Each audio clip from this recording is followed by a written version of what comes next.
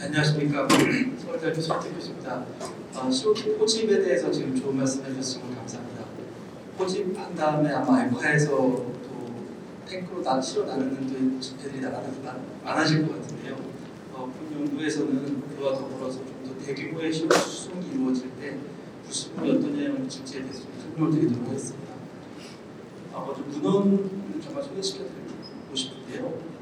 현재 CO2 수송선에 대한 여러 가지 프로젝트가 진행되고 있는데 그 중에서 기술적으로 스터디하는 과제 중에 센터 프로젝트가 있습니다.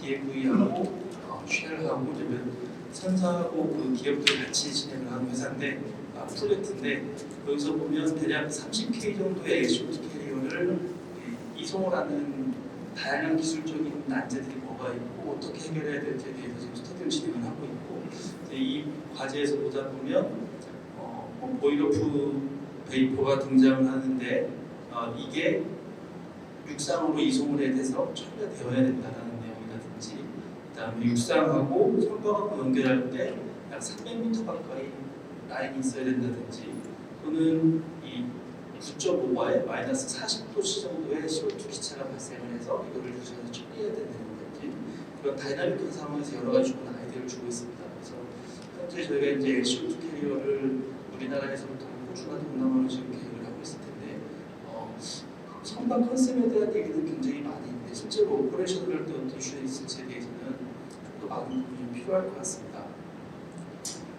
이 프로젝트에서는 지금 이런 식의 컨셉 설비를 육상에다가 놓고 지금 스터디를 하고 있는데요.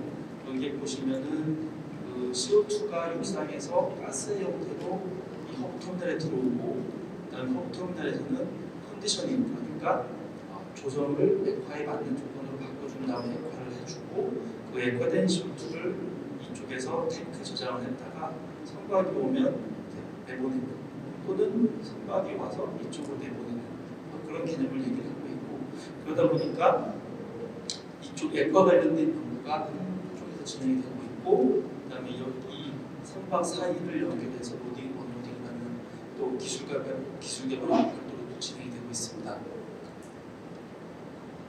지금 이 로딩, 언로딩을 담당하는 부분에서 육상에 이런 식의 실증 설비를 갖추고 실험을 하고 있는데 실증 장비가 좀 규모가 좀 있습니다. 보시면 되게 간단한 스키마틱 같지만 실제로 보면은 한 5km 정도 됐던 것 같은데요. 5하고 10km 정도 되는 탱크를 가지고 지금 로딩, 언로딩 실험을 하고 있고 두 가지의 이슈를 지금 제안을 하고 있습니다. 첫 번째는 불순물이 있는 상태에서는 우리가 생각하는 것보다 투페이즈 플로우 그러니까 액체 CO2가 왔다 갔다 하는 게 아니고 액체 CO2하고 가스가 두 개가 함께 움직이더라라는 얘기를 하고 있습니다.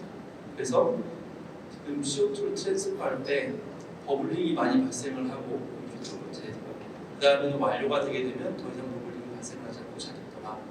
그리고 트랜스퍼가 완전히 이루어지게 되면 버블들이 많이 발생을 하거나 호우가 발생을 하거나 라는 것들이 있는데 이런 것들이 대부분 다 투페이지 플로우에서 나타나는 투페이지에 의한 나타나는 현상이고 LNG나 LPG 같은 액화가스 운반선에서는 나타나는 어떤 현상이더라. 그래서 그런 이슈들을 추적을 하다 보니까 이게 우리가 non CO2 컴포넌트 그러니까 불순물에 의해서 상표형이 아닌 상태에서 움직이기 때문에 이런 문제가 나타나는 것 같다라고 좀 얘기를 좀 하고 있고요. 또 다른 하나는 드라이 센서와 관련된 이슈입니다. 하나 빠진 게 있네요. 여기서 보게 되면 저장 탱크에 CO2를 저장을 했더니 이런 식의 압력 차이하고 온도 차이가 발생을 하면서 성층화가 나타났다는 것입니다. 이 성층화가 순수 CO2에서 나타나지가 않았는데 불순물이 아까 섞인 상태에서 지금 CO2하고 N2가 지금 섞인 상태인데요. 그 섞인 상태에서는 그런 식의 성층화가 나타났다. 그래서 우리가 심수 CO2를 다루지를 않는다면 대부분의 경우는 순수 CO2가 알코올이 없습니다. 그때는 성층화가 나타나고 LNG에서 봤던 로로로라든지 아니면 다른 어떤 현상이 나타날 수가 있다. 거기에 대해서 공부가 필요하다고 얘기를 하고 있고요. 여기에서는 지금 이 관련 연구를 진행하다 보니까 여기에서 이제 압력 유지를 할 때 이 상부하고 하부하고의 압력 차이가 발생하는 것이 있고 그 다음에 이제 많이 부유한 것 중에 하나가 드라이아이스가 어떻게 발생이 되는 거냐 그와 관련된 상황인데 그 밸브를 열어서 CO2를 빼냈더니 상당히 많은 양의 드라이아이스가 뱃셀 바닥에 생성이 볼 수가 있었고, 따라서 그 부분에 대해서 조심을 해야 될 필요가 있을 것 같아요. 외벽 온도가 마이너스 63도지만 내부 온도가 마이너스 70도까지 떨어지다 보니까 실제로 드라이아이스가 상암에서는 마이너스 76도 정도의 온도에서 드라이아이스가 발생되게 됩니다. 그래서 두 가지 이슈를 저희가 함께 생각을 해볼 수가 있는데, 우리가 만약에 메탄이나 나이트로젠이나 수소 이러한 non-CO2 컴포넌트가 인피니티로 들어오게 되면 얘네들은 이 탱크에 있을 때 BOG가 발생할 때 많은 양의 non-CO2 컴포넌트가 넘어오게 됩니다. 이게 이제 LNG에서도 관찰됐던 현상인데, 그러면 우리가 LNG만 해도 메탄이 99% 이상이 됐지만 실제로는 N2가 한 30%가 되고 나머지가 메탄이어서 제거할 때 어려웠다, 그런 얘기가 있었죠.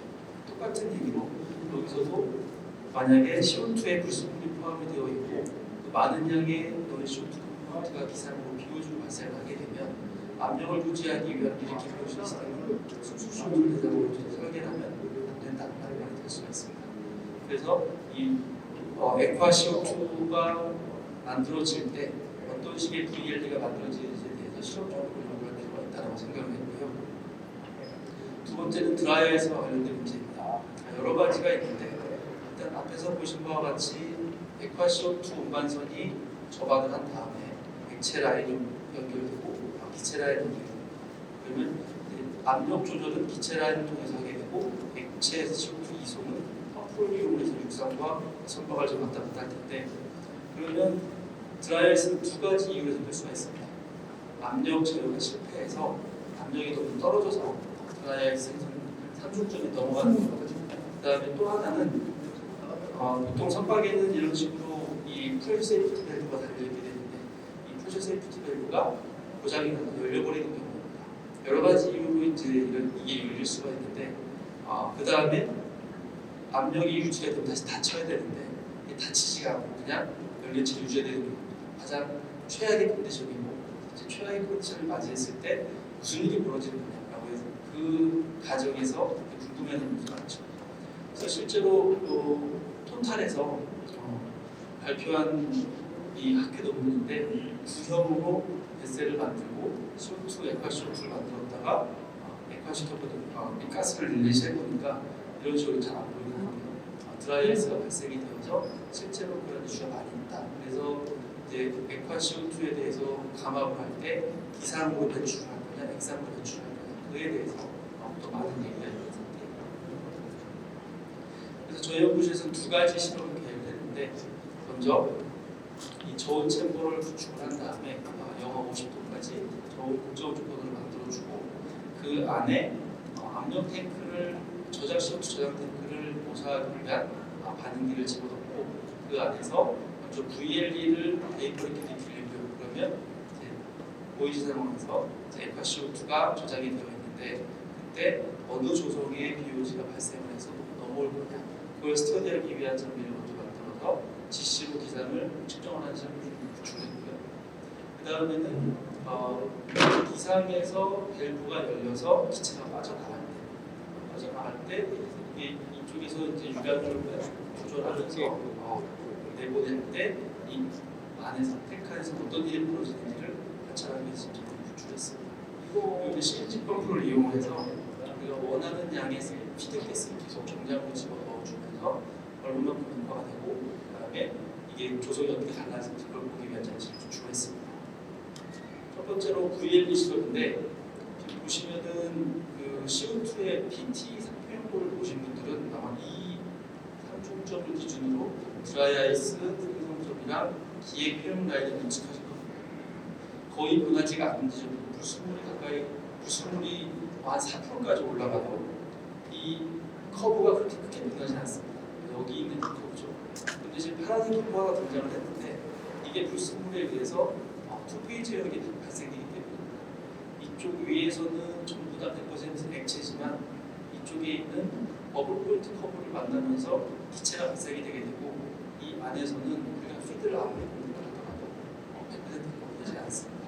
그래서 이제 두 가지 문제가 발생할 수밖에 없다는 거고, 특히 지금 이 가스미ክ스처 같은 경우에는 98.5%의 CO2하고 1.5%의 수소인데 수소가 1.5%밖에 안 되지만 굉장히 넓은 영역의 투페이즈 영역에 발생을 하게 되고 우리가 피드가스를 넣어서 만약에 영하 50도에서 열한다 그러면 80바까지 올려줘야지만 된다. 그래서 이런 어려움이 발생하게 되고요. 저희는 영하 마이너스 49도, 그러니까 50도 근처에 약 11.5바 정도에서 압력을 가해서 했고요. 그러면은 이게 이제 듀포인트보다 약간 위기 때문에 액화를 1.5분 만들어준 상태에서 기체의 조성을 측정을 한 사례예요.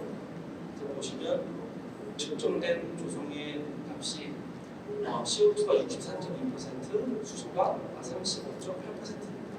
그러니까 우리가 처음에 98.5하고 1.5%의 피드가스를 집어넣었을 때 액화가 된 CO2는 거의 99.9%의 CO2에 0.1%의 수소를 포함하고 있지만 기상에는 35% 이상의 수소가 포함되어 있고 만약에 이걸 그대로 들고 가게 되면 BOG에는 굉장히 많은 수소가 포함되어 있습니다. 이거는 연료각적으로 계산을 해보니까 0.67 정도의 차이가 나면서 멀티플래시에는 굉장히 정도로 볼 수가 있었고요. 그때 약 피드가스 중에 액화된 양이 39% 정도가 됩니다. 그러니까 100%의 것같다는 표현할 수 있죠. 그러면 그 모든 이 불순물에 대해서 동일한 거냐? 그게 또 아니라는 게 문제입니다. 메탄, 이 CO2하고 되게 잘 다니는 데들 중에 메탄이 있는데 메탄을 보시게 되면 아까는 수소가 있을 때 굉장히 넓은 걸 볼 수 있었는데 4%의 메탄을 넣었는데도 사실 그 영역은 이렇게 약간 살짝 넓어진 수준이고 이 경우에는 마이너스 50도 기준으로 20기압까지만 올려도 100%가 나옵니다. 그래서 이 상태에서 96%의 CO2하고 3%의 메탄을 가지고 저희가 영하 51도 10기압의 압력을 불어서 액화를 시켜줬더니 얻어진 가스의 조성을 보면 65%의 CO2하고 메탄의 30%. 그러니까 여전히 불순물은 30%까지 온도가 올라가는데 이전 수소에 비하면 많이 안 올라간다. 그러면 기상의 불순물이 많이 안 넘어가니까 다행이다 라고 생각을 할 수 있지만 실제로 보시면 대신에 액체에는 1.3%의 메탄이 CO2를 같이 갑니다. 그러니까 기체로 많이 안 넘어간 대신에 오히려 액체에 남아있게 되면서 액체의 불순물이 메탄으로서 따라가다니는 그런 현상이 발생할 수 있게 되는 거죠. 그러면 이 두 개를 같이 섞는 거예요. CO2하고 수소하고 메탄 이게 다 경제하는 경우는 어떻게 되느냐? 메탄을 3.5 정도 섞고요. 그 다음에 수소를 1.5 정도 섞으면 이런 그림이 나옵니다. 아까 메탄에서 수소에서 본 것과 같이 약간의 수소가 포함되면 무조건 투페이스 다이어그램이 굉장히 넓게 벌어지는 걸 볼 수가 있고요. 그래서 영하 50도하고 그다음에 10.7기압에서 우리가 액화를 했더니 그때 얻어지는 기상의 농도는 68%의 CO2, 20%의 메탄, 12%의 수소입니다.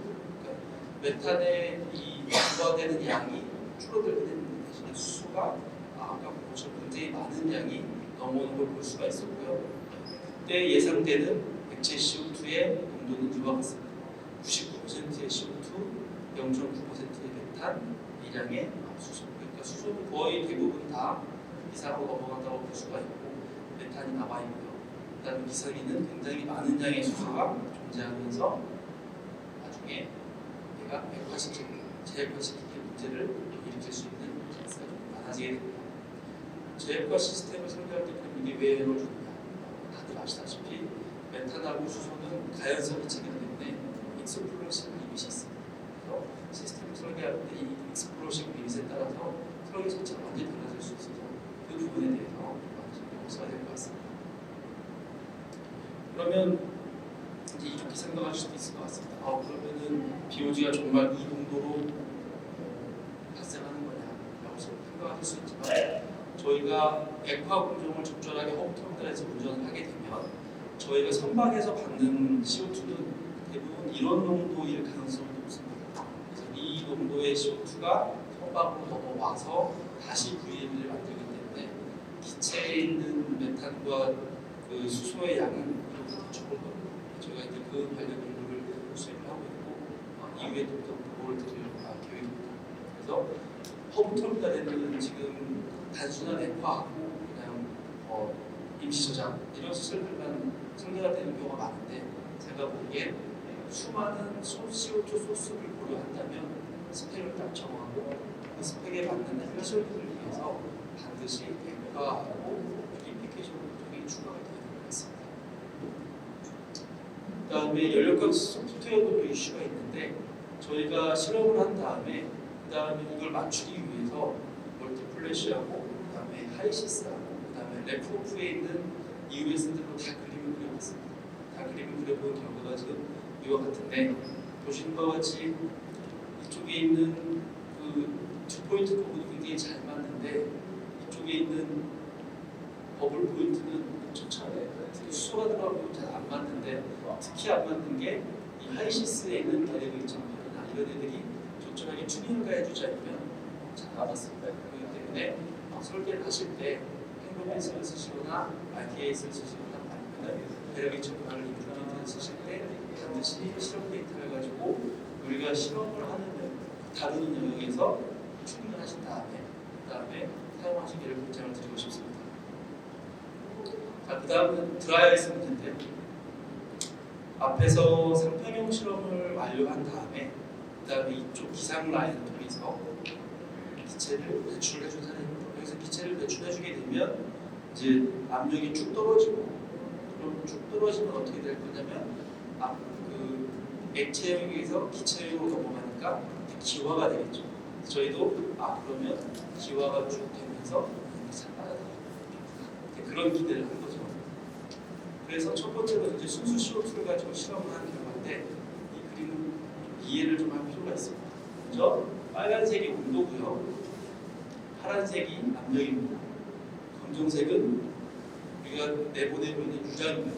그래서 검정색을 보시면 대략 한 2.5 스탠다드 리터ፐ이거든요. 그러니까 이거는 탱크 사이즈에 따라서 이제 내보내는 수치가 워낙 달라질 수 있으니까 그냥 수치적으로 우리가 낼 수 있는 가장 맥스의 속도가 2.5겠구나라는 생각을 하시면 좋을 것 같습니다. 그 최고 속도로 내보냈을 때 나타나는 현상인데 보시는 바와 같이 온도가 쭉 떨어집니다. 그래서 처음에 이제 실험 설계할 때는 CO2가 주통성 풀림을 잘하는 기체이기 때문에 아마도 압력이 쭉 떨어지는 걸 것이다. 그래서 실제로 보시면 이쪽에 내보낼 때 이게 기체 B상에 있는 온도계고 그다음에 이제 실선이 X상에 있는 온도계인데 B상에 있는 온도가 한참 툭 떨어지는 걸 볼 수가 있어요. 그런데 툭 떨어졌다가 다시 올라오죠. 이게 이제 전형적인 주통성 풀림입니다. 한 번 온도가 떨어지지만 주변에서 외기에서 열이 들어오면서 회복이 되는 거죠. 그런데 액체에 있는 온도를 보시면 그냥 중력도 계속 떨어지죠. 그 다음에는 수평 구간에 돌입을 하게 됩니다. 압력이 안 떨어지고 수평으로 거의 일직선으로 그냥 쭉 있어요. 온도도 거의 마찬가지죠. 이게 드라이아에서 생성되는 이 지점입니다.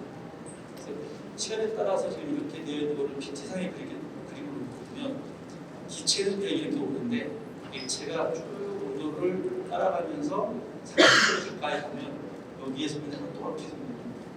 그때 드라이아이스가 생기고 드라이아이스 생성이 완료가 되면 다시 이렇게 뚝 떨어지는 것을 볼 수가 있습니다. 그래서 상변화가 나타난다. 그럼 압력 변화가 중단이 되기 때문에 실제로 오퍼레이션 하실 때 우리가 감압을 하거나 온도를 떨어뜨릴 때 갑자기 수평구에 나타나면 상변화가 나타나는 거니까 주의를 기울일 필요가 있고요. 그 결과를 이렇게 보시면 드라이아이스가 처음에 2.5몰 정도의 CO2가 이 반응량이 있었는데 0.3몰 정도의 드라이아이스 생성된 걸 볼 수 있고요. 그 다음에 얘를 CO2 수소, 그 다음에 CO2 메탄 수소의 가스 믹스처에 대해서 적용을 한 사례인데 마찬가지로 1.2 스탠다드 리터 퍼 미닛을 했을 때 드라이아이스가 생성이 되는 걸 볼 수가 있었고 0.7로 줄이니까 압력의 수평 구간이 살짝 마지막에 나타나는 걸 볼 수가 있습니다. 그 다음에 이 다음 실험이 이제 최근에 한 실험이 여기 지금 못 넣었는데 0.5 스탠다드 리터 퍼 미닛으로 줄이니까 드라이아이스가 안 생겼습니다. 그렇다는 얘기는 뭐냐면 저희 이제 그 실험 결과를 분석을 해보니까 이 실험 결과에 의하면 탱크에서 기상으로 기체를 내보낼 때 주통성 풀림은 잠깐 일어나는 거고 그 다음에 내부에 있는 탱크 유체의 온도를 떨어뜨리는 주 원인은 이 빨간 이 원인은 액체 CO2의 기화에 의해서 발생하는 증발열 때문이다라고 볼 수가 있습니다. 증발이 되면서 계속 온도가 떨어지니까 실제로 안에를 보게 되면 CO2하고 기체의 계면, 그러니까 기화가 되고 있는 계면에서 처음으로 드라이아이스 관찰이 되게 되고 점점 더 많은 양이 쌓여나가는 것이 관찰되는 게 그 부분이 가장 온도가 낮아지기 때문이다라는 것을 제가 생각을 했습니다. 그래서 지금 보시면 0.7까지 줄였을 때 살짝 걸쳤다가 다시 이쪽으로 회복되면서 3중점 밑으로 안 내려가는 수가 있죠. 그렇기 때문에 굉장히 작은 양의 드라이아이스 또는 거의 안 생기는 드라이아이스를 볼 수가 있어서 액체를 운반하거나 기체를 조종해서 압력 컨트롤을 할 때 되도록이면 이 온도 떨어지는 걸 관찰하면서 3중점 가까이 안 가도록 하는 것도 되게 중요한 방법일 것 같습니다. 이런 비슷한 실험 결과를 지금 센터에서도 최근에 발표를 했는데 그쪽에서도 순수 CO2 했을 때 이 3중점보다 살짝 오른쪽에 있는 조건에서 그 다음에 N2하고 CO2 믹스처에서 3중점에서 살짝 높은 압력과 온도에서 드라이아이스 센터를 관찰했습니다. 그렇기 때문에 너무 이 3중점을 탁 찍어놓고 여기만 한다면 돼. 그게 아니고 이 근처에 가면 CO2는 드라이아이스 센터 준비를 하게 되고 뭔가 트리거가 생기게 되면 반드시 드라이아이스가 생겨서 배관이 막히거나 아니면 뱃셀 전체가 딱딱해서 그런 현상이 나타나기 때문에 화물로 옮겨지지가 않겠죠. 그렇기 때문에 충분히 좀 주의를 기울여야 될 것 같습니다. 다음으로는 마지막 주제인데 CO2 트랜스포에 대해서 말씀을 드리겠습니다. 저희가 실험에 사용했던 반응기 두 개를 이용해서 압력은 기상으로 조절을 하고 그 다음에 CO2 트랜스포를 펌프로 한다. 이게 이제 선박이었는데 액체 CO2 펌프가 아직 영하 50도에서 자유롭게 나눌 수 있는 부분은 용량별로 나와 있지 않습니다. 실험실에서는 지금 거의 없죠. 그래서 이제 저희가 어떤 선택을 했냐면 양쪽에 이쪽에서 이제 에어컨을 만들어주고 기체 조성을 기체의 압력을 리스크 펌프로 제어를 해주고요. 밸브로 막아주고 이쪽은 비워놓고 이쪽에서 압력 제어를 진행을 했습니다. 그래서 이 압력을 첫 번째 탱크하고 동일하게 또는 첫 번째 탱크보다 높게 아니면 아예 상하 세 가지로 다 바꿔서 지금 실험을 했던 사례고요. 보시면 원래 안정적으로 되려면 이쪽에서 압력이 걸려있고 이쪽에 살짝 낮은 압력을 걸어주게 되면 밸브가 열었을 때 기드쇼트가 안정되게 오른쪽으로 트랜스포가 되는 것을 예상을 하고 실험을 진행했습니다. 세 가지 사례인데 첫 번째는 이제 이거는 이제 가스 주입을 하는 속도, 그러니까 압력을 일정하게 유지시켜 주면서 뒤쪽에 있는 압력을 살짝 낮게 유지하면서 했을 때 그러면은 이게 15ml per min으로 CDG 펌프로 이제 넣어준 사례인데 보시는 바와 같이 이제 이쪽 10ml 때가 되게 안정적으로 주입이 되고요. 그 다음에 15ml가 되게 되면 이게 이제 아마 펌프 속도의 오퍼레이션에서 이슈가 될 것 같은데 액체 CO2가 너무 빨리 들어오니까 이 기상에서 압력 증가가 갑자기 확 치솟아 오르면서 여기에서 펌프 압력 제어를 담당했던 펌프가 압력 제어를 좀 힘들어하더라고요. 그렇기 때문에 CO2가 넘어올 때 양쪽 그러니까 주는 쪽 압력도 중요하고 받는 쪽 압력도 잘 제어가 되어야 된다. 거기에 대해서 좀 확인을 하고 그다음에 이제 예상하다시피 만약에 넘겨주는 쪽보다 더 높은 압력으로 뒤에 있는 탱크가 압력을 유지하고 있다. 그렇기 때문에 CO2가 넘어갑니다. 그렇게 가능하고요.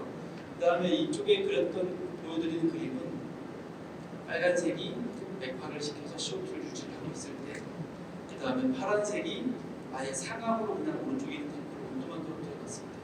그 상태에서 밸브를 딱 열어주면 예상하다시피 액화 CO2가 옆에 있는 탱크로 넘어가면서 순간적으로 기화가 확 되면서 압력이 치솟아오릅니다. 두 개가 이퀄라이저가 된 다음에 쭉 유지가 되면서 CO2가 쭉 넘어가는 것을 볼 수 있죠. 그러니까 이제 저희가 보기에는 약간 CO2가 넘어가다가 살짝 막힌 것 같은 느낌이 나고 다시 이제 작동이 되는데 그 현상을 이제 회사에 계신 분들하고 말씀을 나눠보면 액화 CO2가 순간적으로 기화가 될 때 라인에서 막히는 경우들이 꽤 있었다는 말씀을 다른 이런 비슷한 지적을 하시는 분들이, 그래서 저희도 아마도 이게 순간적으로 기화가 될 때 막 떨어져서 드라이아이스가 만들어졌다가 압력이 다시 이렇게 올라가니까 드라이아이스가 없어지고 그다음에 히트시프트가 트랜스퍼 된 것 같다라고 관찰했습니다. 그런데 이 현상이 나타난 반응기 셀 부피가 300mm 정도 굉장히 작죠. 그런데 이제 앞에서 세트 프로젝트에서 설계하고 있는 탱크 사이즈는 5,000km죠. 5,000km가 상압으로 있다가 순식간에 기와 CO2가 발생한다. 이렇게 되면 이제 압력제가 좀 힘들어지겠죠. 그렇기 때문에 그 CO2의 로딩, 언로딩 할 때 투페이즈에 의한 문제, 그 다음에 기화에 의한 문제, 그 다음에 압력 제어에 대한 문제들을 잘 고려해서 운전 모델을 미리 잘 준비를 하고, 그 다음에 EOS에 대해서도 좀 검증하고, 다양한 시나리오에 대해서 다이나믹 모델을 돌려야 될 것 같습니다. 마지막 슬라이드입니다. 그래서 그 CO2 운반선도 그렇고, 그 다음에 CCS에서 CO2를 저장하는 설비도 그렇고, 저희가 이 페이지 킬별 문제, 그 다음에 가스 릴리즈 나타날 때 나오는 드라이아이스 해소 문제, 그 다음에 리퀴드 CO2 트랜스퍼를 진행을 할 때 이 세 가지를 좀 많이 잘 활용해야 될 것 같습니다. 특히 이제 페이지 킬별 같은 경우에는 불순물이 넣은 CO2 부분으로 수소나 메탄이 넘어 있는 경우에 이상으로 많이 넘어오기 때문에 그런 인리치 루트에 대해서 미리 예측을 해서 그 BOG를 트리트먼트 할 수 있는 시스템이 필요하고요. 그 다음에 드라이아이스 같은 경우에는 출도 쿨링도 있지만 증발에 의한 온도 강화가 높아질 수가 있으니까 그러한 점들을 고려해서 가스를 릴리즈할지 아니면 액체 CO2를 기화시켜서 릴리즈할지에 대해서 고민을 해야 될 것 같습니다. 마지막으로 리퀴드 CO2 트랜스퍼 같은 경우에는 생각보다 압력 제어가 힘들 수 있습니다. 그 다음에 워낙 산중점에 가까워서 압력 제어가 잘못되게 되면 바로 드라이아이스 이슈에 있을 수가 있어서 동적 모델과 파이널 스케일 테스팅 좀더 충분히 좀 진행을 해줘야 될 것 같습니다. 이상 발표를 마치겠습니다. 감사합니다. 예, 그 CO2에 수분을 섞였을 때 투페이지 현상이 생기는데 실험을 통해서 많은 연구 결과를 발표해 주셨습니다. 지금 프로에서 5가지 질문이 지금 올라와 있는데요. 네, 첫 번째, 액화탄소 탱크 최초 주입하기 위해서 쿨다운 시 투페이지 발생 및 드라이아이스 발생이 연료되는데 쿨다운 시 주의사항이나 적당한 방법을 연구 결과가 있는지 궁금하다고. 초기 주입할 때요. 초기 주입할 때면은 온도는 당연히 이제 영하 50도까지 이제 레디가 된 상태에서 받으실 텐데, 저희가 트랜스퍼 할 때 테스트했던 것 중에 상압했던 거 있었고, 그 다음에 압력을 CO2가 그 세츄레이션 프레셔 거의 밑에 액화되지 않는 바로 밑에서 CO2를 충분히 채워놓고 그 다음에 리퀴드 CO2를 주입했을 때가 압력 차이가 정말 가장 자연스럽게 들어갔던 것 같아요. 그래서 받는 쪽의 압력을 순수 CO2를 이용해서 필링을 해주고 그 다음에 액화 CO2 받는 것을 추천드리고 싶습니다.